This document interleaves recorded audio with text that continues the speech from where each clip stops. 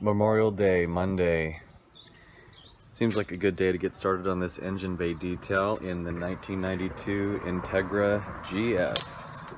Done this before on the LS, but this one needs just as much work, if not a little bit more. So you know I can't wait to get dug in here and get things started. Looking good in here. I did basically the same step-by-step on the GS as I had done previously with the LS. I knew it would come out nice, but I didn't expect it to be that nice. Really, the paint in here is immaculate.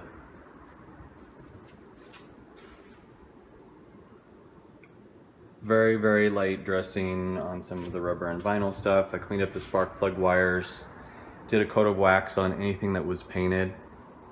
Really pretty rewarding results for just a couple hours worth of effort, including some nitty-gritty toothbrush technique. So make sure you practice good engine hygiene.